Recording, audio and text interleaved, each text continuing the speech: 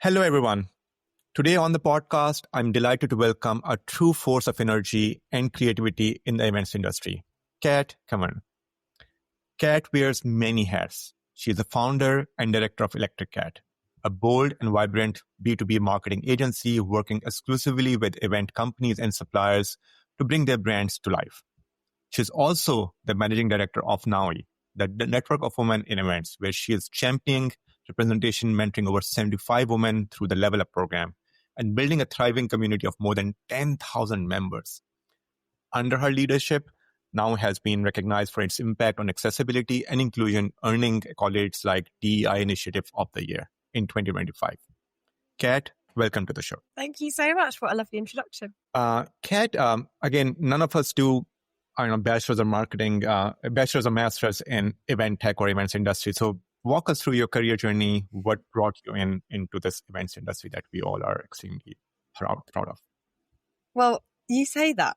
It's quite funny. I do actually have a degree in marketing and events management. So, wow. In a bit of a roundabout way, because back when I was 18, I had absolutely no idea what I wanted to do. I think like most 18-year-olds, I just enjoyed going out, having a good time. I started studying law, but unfortunately it didn't last very long. I didn't enjoy it. I knew very quickly it wasn't for me. And at the time I was living in Paris because I grew up in France. So kind of just take you back a little bit, when I was 18, I moved to Paris, studied law, but really didn't like it very early on. And I just found myself working in and around events. It was kind of my go-to at the time. It was definitely just to be able to get to go out and not have to buy the tickets and have a good time. And I just kind of fell into this space that I had no idea existed. And then realised I could study it at university. So I did go get a degree in events management and marketing. Really pleased that I did study both. I always thought I'd want to work in events, but now here I am working in marketing. Nice. I have done, over 50 of these podcasts up until now. You're the second person I know who has a degree in something related to events. What do they teach in that degree? God. Just high level. What's that subject like? Not enough. Well, this was back over 10 years ago. So I do believe that the courses have evolved a lot. But I think when I was studying, it was probably more the beginning of these kind of courses. So unfortunately, I learned a lot of theory, a lot of research, a lot of very long papers on things that seemed a little bit washy, let's say. I don't think I really learnt much about events, but I am very grateful that I learnt a lot in my degree. I learnt Spanish. I got the chance to go and live in the United States. I worked at Disney World. I got to travel. I did a year in Spain, so I learnt Spanish. So I did learn a lot of skills like work, like how to work in a team, time management. I remember getting my first diary, and I just can't believe how I ever survived without. So I definitely remember learning things in and around it, but I definitely learned everything about events by just getting stuck in. I volunteered at loads of festivals, put my hand up, just said yes, did loads of sporting events, festivals, conferences. I mean, I really just tried to try as much as I could, especially early doors. Okay, let's start with both of those things. Like, what was the very first event where you felt that you were the one managing it entirely? Just tell us a bit more on that one. And then, let's just come to your, current role. You're, of course, managing director at Electric Cat. Tell us a bit more about what kind of events you plan over there for your customers. Yeah, well, I guess I've done such a wide variety. I would definitely say I'm the opposite of someone who finds their craft, hones their craft, and becomes a real expert in one thing. I say I'm probably the opposite. I have loads and loads of transferable skills. I've tried to do as many different kind of events as I could.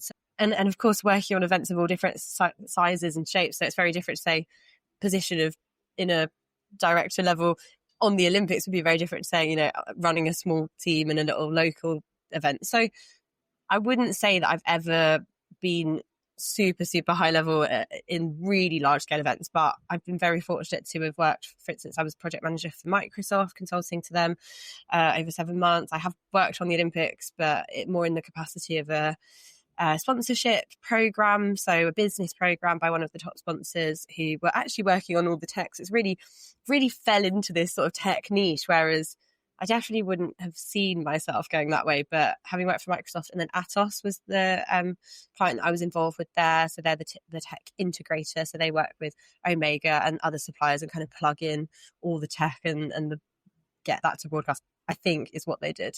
So yeah, it's been definitely a lot of different types of roles. And what made you start Electrocat? Well, I guess during COVID, so this was sort of pre-COVID. Even when I was at uni, I was already working in events because I already had a foot in the door in the industry. So the degree was more just to kind of validate the and go alongside the on-site learning. So I actually graduated in 2019. So it was very unfortunate because, as you, I'm sure know, in 2020, we all had to sort of stop working in events. So it was very short-lived, but luckily I was doing a lot of freelancing already. So that was when I really shifted towards marketing because there wasn't any event work. And actually I had loads of really amazing clients and a great network through Nowie, through the freelancing that I've been doing, and just saw a real gap in the market when it comes to B2B marketing. I mean, I can't speak for the US, but in the UK, currently there aren't many people doing what we're doing. And the fact that we all come from the events industry is such a unique perspective to most PR agencies that just, it takes half the time to explain to them what you actually do and then how the industry works. And then by that point, it's already quite a big waste of resource. So that's kind of how Electric Cat came about. It's all happened very organically. It's almost been like a little bit of an extension to my freelancing. In the first year, I mean, we took 6 months to really figure out who we were. The following 6 months were literally sort of going to market. And then the second year was probably just refining our offering, our messaging. And we're now 2.5. So it's all happened very quickly. But we've been so amazingly grateful to work with some amazing clients so early on and just have their trust. But because we understand the industry, I think it's made it a lot easier for our clients to see that we just get it. Yeah, makes sense. See, one thing that I find challenging in the industry, purely from a marketing perspective, is just how do you differentiate yourself? Because in the end, everyone kind of looks the same, sounds the same. So how do you stand out in this crowded industry? Oh, I love that question because it's such a pertinent and relevant question. I think especially in the landscape that we are currently in, it's so important to be standing out from your competitors and really leaning into what it is that makes you, what your USPs are, what value you bring, what experience, what knowledge, and how that sets you apart from your competitors. And I think, especially in event tech, there are lots of blue brands, it's very, I mean, it's tough. There's not a million colors. Like, I do understand we don't have the millions of options here, but equally, I think to maybe outside of the industry, I love Monzo. They're probably one of the biggest inspirations that I have for Electric Cat. Is I've gone and I've studied their tone of voice. I've looked at their brand guidelines. It's all on their website. You can go and check it out. It's really inspiring. And I think sometimes taking inspiration from someone that a business or a company or a person or something that isn't directly your competitor, if you have a very tunnel vision, you end up just recreating more of the same. And I think we sometimes can lose sight of the bigger picture if we're too busy looking to one side, being a bit more focused on that bigger picture. And I love taking examples from other countries or other industries to really use that as inspiration and just be bold, doing something different, not being afraid. I recently just went to Cannes Lions, the event that takes place in the south of France, and listened to a talk by the CMO of Duolingo. And that's another incredible household brand that's really, really inspiring to me, who do things a bit different. They're not afraid to, they killed the owl. I mean, they murdered the owl and then they brought it back for a resurrection. So it's just having fun and just being a bit more lighthearted. I agree. And again, see, at least within our case, we often get challenged purely, from a feature set perspective, because, anytime you come up with a feature, 3 months later, everyone also have the same feature. So, within our own company, we kind of try to figure it out. Okay, how do you stand out? And then in the end, again, what has worked for us is just the trust factor you can build with your customers. But just again, what's the most unconventional marketing move you have ever seen an event supplier agency pull off?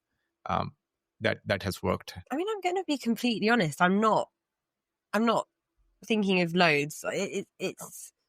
it sounds really tough. It's really tough. I can't think to a really great example. I'll tell you something that has happened with me just yesterday, and I don't know if that works or not, but and literally because it happened with me yesterday, I went on Google just trying to figure it out what's happening. But I'll tell you what happened yesterday. I get an email that someone has sent me $0.02 via PayPal.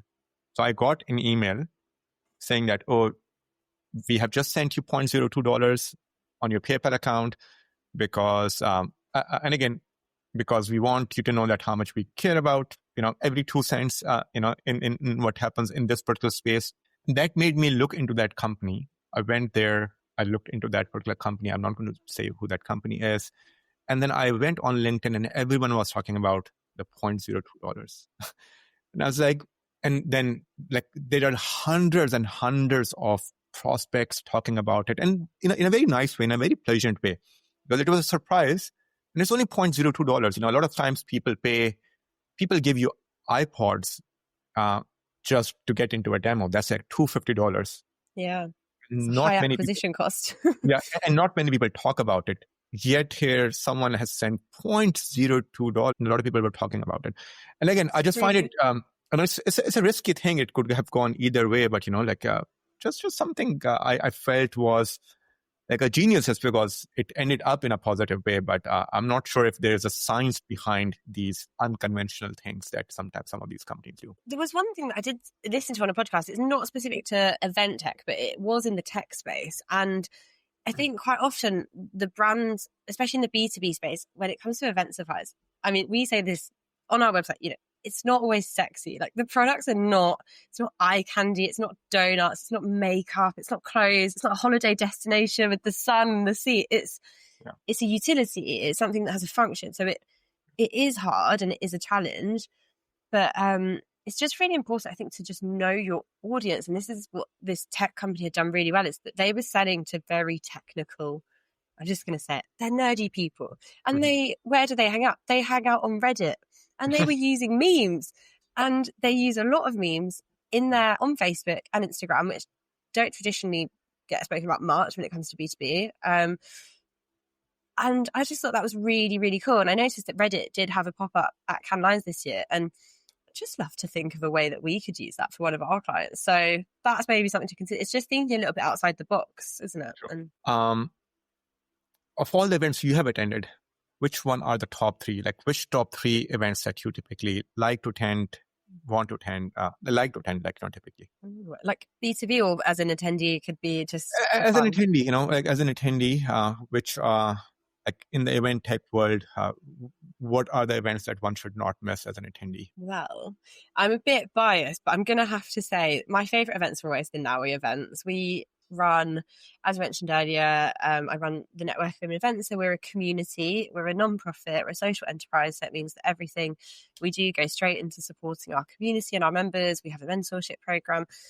And I think that just has to be my favourite because it's kind of when it all comes to life, and we're all women who work in events. So naturally we're in our natural habitat when we're at networking events. I absolutely love it. It's so, so nice to see the real outcomes. It's not over-engineered. It's not overcomplicated. We do usual we go for a lovely dinner. We find lovely venues. We've done fun ones as well, like a run club. We've done a scavenger hunt around Manchester, sending the people around looking for specific statues and a list of things together. And just for me to know that event has been the catalyst for someone getting a job, or a supplier, meeting a new agency who's going to generate some great business for them. To know that someone who maybe is a mum and a new mum and they're struggling to adapt and they've met another mum and they've had a connection, or just sometimes it's the really small, someone has stepped out of their comfort zone that day and they hate networking and they've made the effort. They've got themselves there. They've gone around, they've spoken to people, and they leave feeling proud and that they've taken something from it. So, I mean, I could go on and on, but to me, those are the kind of events that are really special. And tell me a bit more about that.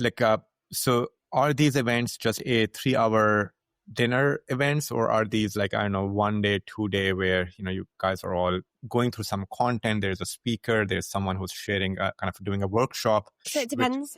Yeah, we kind of activate at industry events. So we sometimes will have a stand or we'll have a stage, like event production show. At Excel, we take over one of their stages, so we get to curate all the panels. And then we do networking there as well. At Event Tech Live, we did a brunch. So we went to the lovely Ivy and got loads of wonderful women together at 8 o'clock before the show started. So it's nice. It's non-alcohol related. So it does vary. We've never done a whole conference, but watch this space. Maybe soon. Who knows? It's up here in my mind, but when it will see the light of day, I'm not too sure. So stay tuned. Yeah. Tell us a bit more about, let's, so again, I know that you're associated one way or the other with Event Tech conference, Event Tech Live conference. And I always ask this question, what's your take on swags? So again, we as exhibitors who are there, I know we are one of the, 70 or 100 suppliers out there. We all get pressure that we have to take, some fancy swag with us. Like you as an attendee, just put yourself as in attendee's shoe. Do you like swags? Do you think that one should get rid of swags? And if you like swags, what kind of swags impress an attendee? Or actually, for me, I try really, really hard not to take things I don't need. So tote bags, I don't take tote bags because otherwise I'd have 1,500. I don't take pens, same. I've got pens at home. I don't need another pen. Notebooks, I don't write things down. So I'm a bit of a difficult swag user. Swag that I have taken, for instance, a phone holder that goes on my desk. I can put my phone in. It's fantastic. That is brilliant. Like, I don't know, Loop earplugs, branded Loop. I would wear those in a busy, in a loud event. I think I got given a tile recently. That is great. I mean, obviously these are sometimes a little bit higher price items. It's not really what you'd be giving everyone who's passing by. But I'm always quite conscious of the environment. I think events are so wasteful as they are. Yeah. The one thing I really would implore from exhibitors is have a plan for, if you don't give away those 5,000 notepads, what is the plan? If you've all flown into an event, it's out of town, how are you getting rid of that? And if it's just going in the bin, just be very, very mindful of not taking too much. So I think just something that's really aligned with your brand, or one bigger item that you could do more of a lead gen. For instance, we did some great work with Silent Seminars who have the headsets. They were doing a partnership with Translatable. So it just, oh, sorry, I got that wrong. Can I say that again? They weren't doing a partner with... Yeah. Right. So for instance, Silent Seminars were doing a partnership with Interprify. So they do the live interpretation. So we thought it'd be really fun to do a game where people had to guess the language. And then at the end, the winner got a Bose headset, noise cancelling. So it tied in really nicely with the offering of their brand. It meant they generated a bunch of leads. It meant that they weren't having to spend, I mean, I've got 700 Electric Cat highlighters in my cupboard because someone once said that we look like highlighters because we were in bright neon yellow. We thought it was hilarious. But unfortunately, we probably only gave away about 10 because people probably didn't want to take them. So they thought, oh, it's probably for, those big clients. Only the big clients get a highlighter. So I think just being quite mindful, and actually things like stickers is cheap, easy, small. People are more likely to use it. Or we did a newspaper where we really put some really fun elements and little storytelling, and it's just paper, so it's easy to transport, easy to give out, and people have bumped into me and said, I've still got your newspaper on my desk from last year. One of the things that a lot of other event professionals, at least, were sharing in this podcast is this thing where people are signing up for these events pretty late. Like they're not making the decision all the way up until the last week or the last month, etc. Are you seeing that trend within your customer base as well, where maybe, 4 weeks before, they haven't filled up the seats that they would like to have filled up by then? And just some ways to avoid it. Like how can we have people sign up early than later? Yeah, we don't work with loads, so I wouldn't be able to speak for certain, because lots of our clients, the majority are suppliers. So for them, they're supplying into the events rather than hosting them themselves. But I do think it's a trend that we've been seeing across B2C events, B2B. I follow a couple of people that do a lot of B2B ticket sales. So that's one thing we don't ever do, but I love to kind of keep an eye on what's happening in the B2C because there's always lots of interesting crossover. And I just think people's time since COVID has become really precious, which is a great thing. I think people are being a lot more allowing of more flexible working and having clearer boundaries, which is, I think, some great outcomes from COVID. But I do think it's definitely impacting on events, and that people, you have to really demonstrate great value. And there's someone called Elle from the Ticket Crowd. I love following her content because she, I think, explains it really, really well. And this does apply to suppliers or anyone who's selling anything. Ultimately, is, I think this is such a key takeaway, that you're not selling the service. It's not the number of stages. It's not the functionalities of the app can do this, and you can also integrate. What you're selling is the value. You're selling saving time, less stress, no pressure, knowing that everything's in hand, working with a trusted supplier or an event that you're going to have a great time, and it's transporting you to.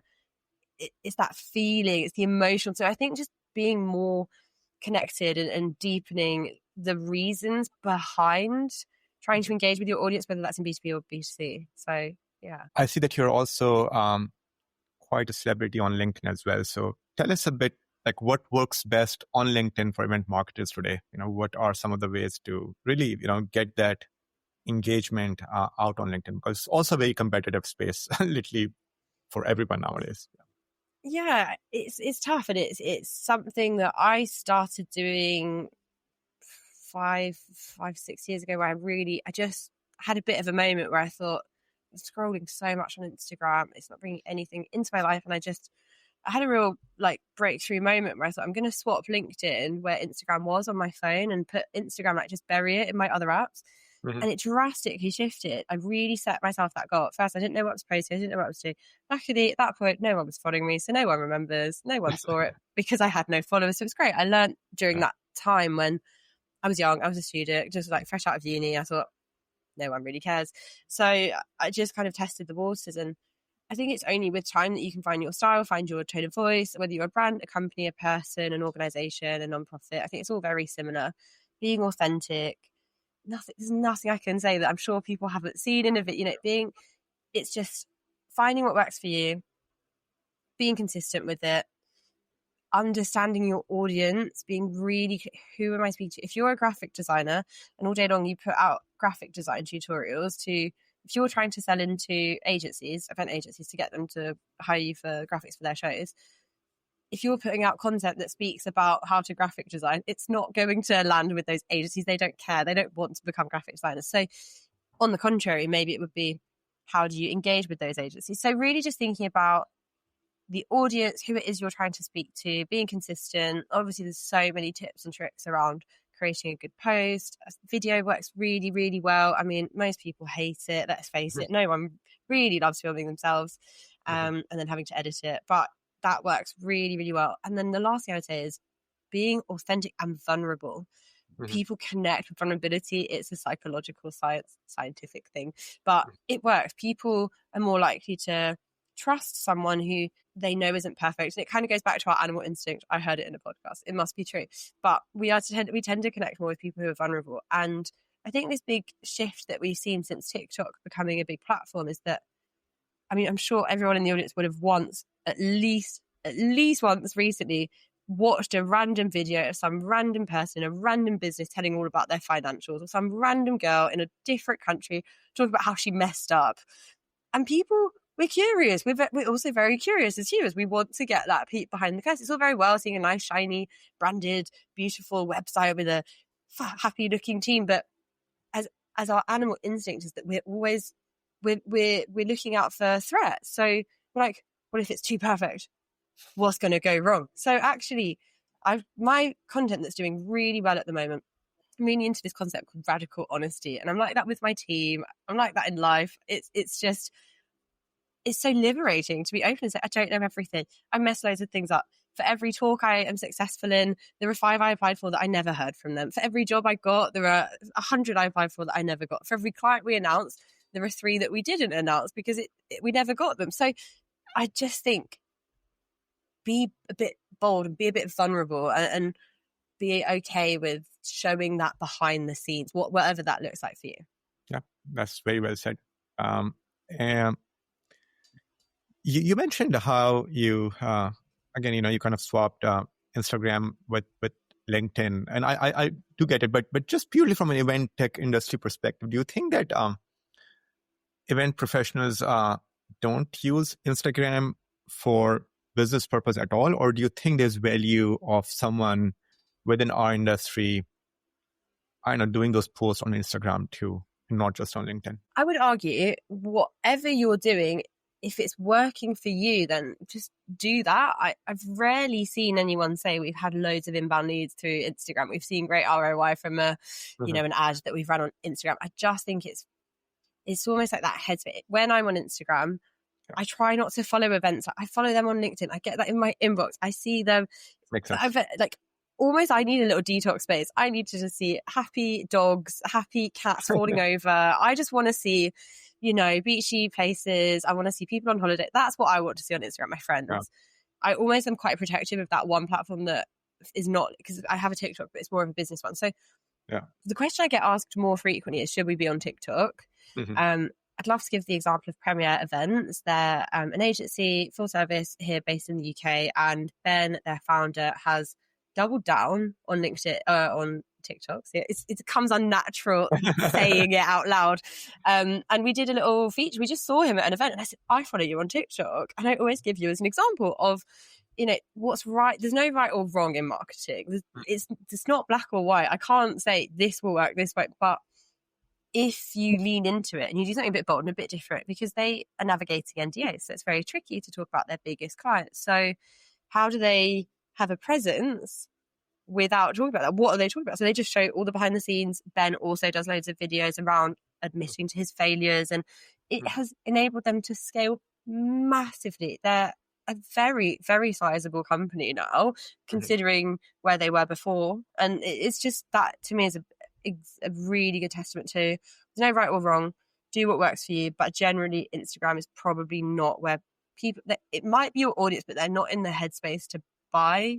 They're in the headspace to just scroll mindlessly. Yeah. Perfect.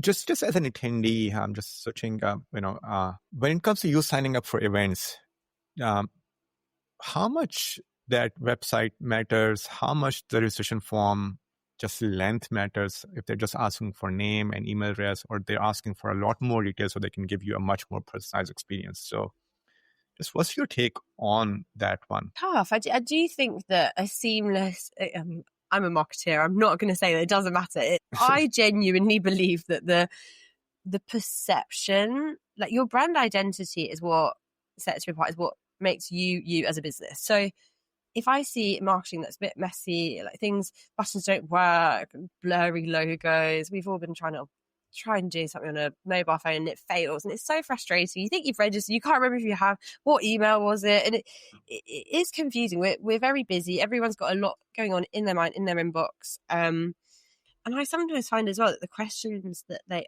ask, because when you ask that question, I'm thinking, is that me as an attendee? Is that me when I'm going to represent NAUI? Is it me when I'm trying to learn as an attendee? Is it me when I'm trying to do business development as an attendee? So am I going to sell?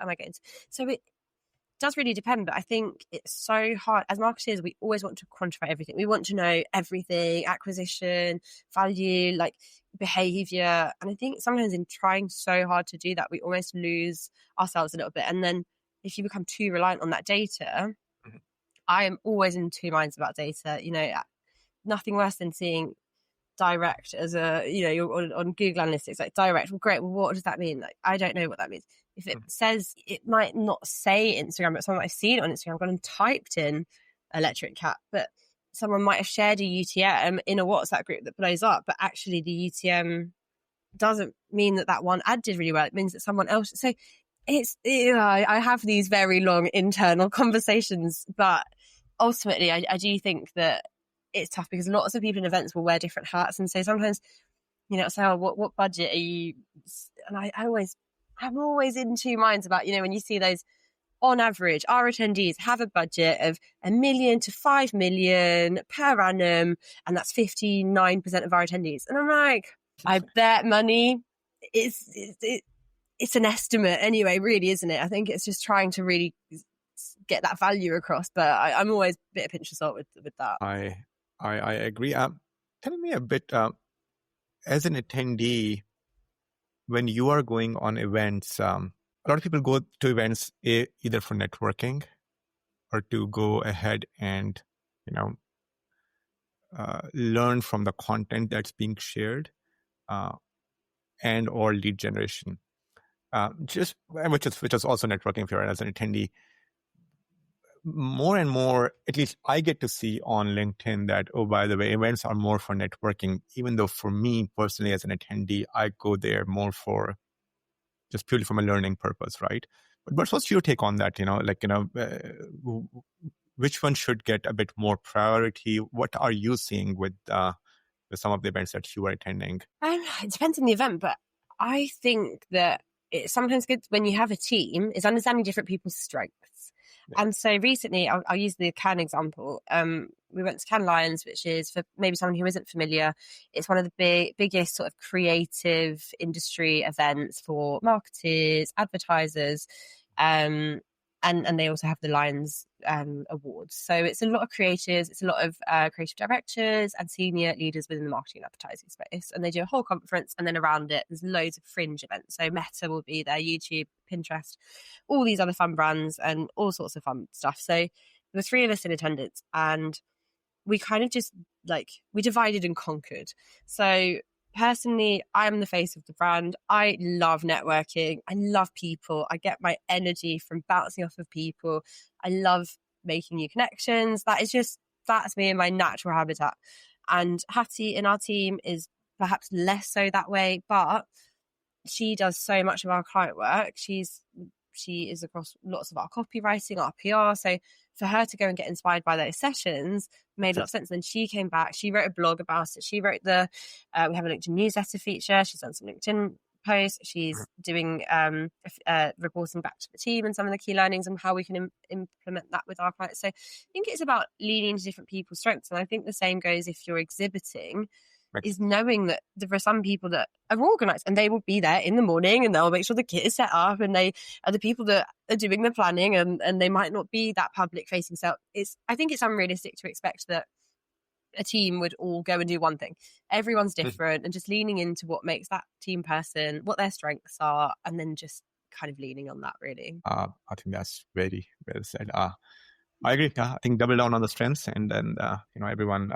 Perfect. So what's one action you would recommend listeners take this week to make their B2B marketing more authentic or effective? Oh, toss between 2, but we haven't really kind of touched on the being vulnerable. I'd say if I could have 2, please. Yeah, right. I would say the first should be challenge yourself to be vulnerable. Do something you wouldn't normally do.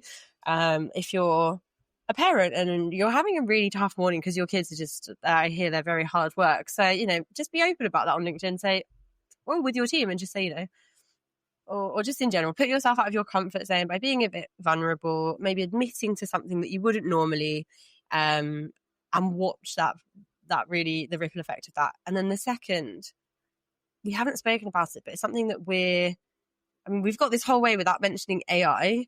So far, so good. But I would say that the way PR is playing into AI is really interesting. And if you're not looking into this, you really, really, really, another key takeaway, go and check out how AI and PR are working together, and how those new search models and the crawling is taking place, and where, and now Google is doing it, people using ChatGPT instead of Google. So no longer, gone are the days where you can just put all of your budget in SEO, get all the inbound leads, and then sort of put your feet up and relax for the rest of the day. I would say really, and this is probably another interesting insight that maybe not everyone is really leveraging in their best way, lean on the team members. As the CEO and founder, great, of course, you are going to be in the limelight a lot. The way you can build trust, and real authentic trust, is through, because your team is your people aren't dealing with you, the CEO, when they sign up with vFairs. They're not going to be directly working with you. So ultimately, who are they going to be working with? Is it the head of client services or account management, however you sort of define those roles? Or do you have someone in sustainability? They can talk about that side. Do you have a technical person who can really go in and have those technical conversations, who can do thought leadership? So not only should the messaging come from one person or one channel, whether that's your company LinkedIn or the founder or CEO, but really actually spreading the load will help those search engines to now perceive you as a more trusted brand, and PR plays massively into that. Kat, you were right. We didn't discuss AI so far, and the next few minutes are going to be about AI. So just walk us through, like, what are some of the AI tools that you're actually using and they're actually working for you? Because I think what we all are facing nowadays is a lot of our LinkedIn feed is just filled up with AI. Everyone comes up with this LinkedIn post. Oh, by the way, I have come up with this new thing and it has helped me grow my followers by this much or customer count by this much and so forth. If you will comment X on the comments, I'll give you this magic secret sauce. And when you look at that secret sauce, really it works for you. But what are some of the things that you are using that at least have given you or your team a bit of productivity in some sense? Yeah, it's a good question. I would say as users, we're probably a little bit behind the curve, if I'm completely honest. But I would say the way we're considering it when we're doing our marketing is probably a bit ahead of the curve. So I say only really use ChatGPT, AI, Note Taker, and a couple of ways within our project management and automation. But the main one that I would say with ChatGPT is we probably don't use it in a way someone is imagining, marketing agency just going in, using it for images, using it for copy, passing it along to the client. I'd say we have some quite good ways of setting it all up. So for us, different clients will have different threads, and we're not really dealing with largely, data and really sensitive information. For us, it's more around content pillars and strategy and topics, themes, ideas. But the way we set up the channels is quite intentional. So we have it so that agent will then learn about that client. So it's more of a time saver. I would say there are some unusual ways I've used it that are really, really handy. Of course, I'm not going to get loads that come to mind right now, but for instance, one really handy one, which is a great tip for anyone who's listening and exhibits at B2B events, is, for instance, downloading the exhibitor list and saying, who are the, if you're looking for event, I don't know, registration companies, who are the registration companies? You can say, we supply this product, tell me all the hotels that might, and then you can use it in some quite smart ways like that, or even just like data analysis. We use it, for instance, with our timesheets. It's quite easy to just download a large document and say, for instance, I downloaded all of our customer feedback from Electric Cat, all of our clients give us feedback. So I would say, give me some key insights that I can put in a deck to complete off my case studies, instead of just putting, this was the outcome I could go, 9.3% would recommend, so it gives some insights into big data, which is quite good, or venue finding. Like, there's lots of little ways that we use it, which ultimately just save time. Yeah, and event planners, like their job for most of the time has been just wasted in this research activity. Again, find a good venue or find a good place or do this analysis, etc. And I think, as you said, there's a lot of time, bits and pieces of time being saved in each one of those activities. What I haven't seen so far, bookkeeping. Bookkeeping. Just the way that reconciling accounts, heaven forbid, when I've had to reconcile accounts back in the day, oh my God, I barely can manage with AI and with it's so smart the way it just pulls information, it learns, it remembers for next time I've got paid a certain supplier, it will remember that, it will put it under the same budget line. And it is definitely the automations that people probably don't even realize are AI are more impactful than people trying to find the new way to create the coolest graphics, which I don't think we're quite there yet in terms of the copy and graphics. And events has always been about people, but within the events industry, is there a role that you feel is going to get impacted sooner than later because of AI? In pure tech industry, we are already seeing that, AI is able to kind of do the programming piece of software developers. They're being impacted in a certain way. With ChatGPT coming up with at least the basic images, etc., that you can post on Facebook, LinkedIn, etc., we all can now go ahead and generate some of those.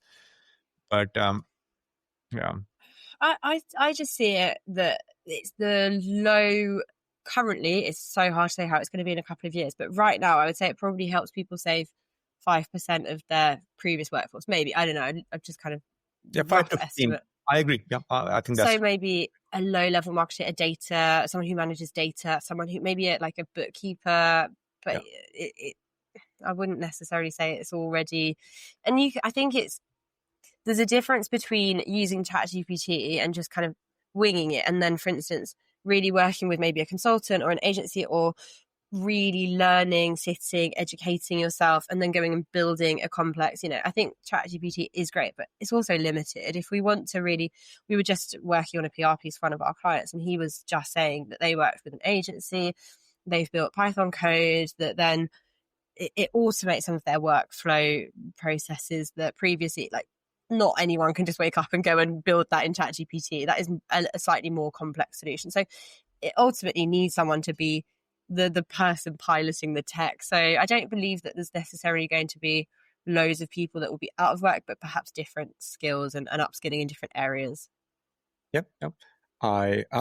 Someone said, who I was interviewing on the podcast, is that you can think of, again, a lot of these AI tools within the events industry as such as an intern or a fresh grad that you have hired that still requires a lot of supervision. So, they can save you time, but someone still needs to really own it, manage it, execute it, as compared to someone like there's no magic wand up until now, at least, that can give you that 50 to 100% productivity, but that 5 to 15% that a typical intern or fresh grad will give you, you might be able to get it from some of these tools. Cat, it has been amazing talking to you. For all of our listeners, if they want to learn a bit more about you, want to connect with you, and the kind of work you do, where can they best reach you at? I'm assuming it's LinkedIn or not on Instagram, but I was thinking in my head, should I joke and be like, go follow me on TikTok?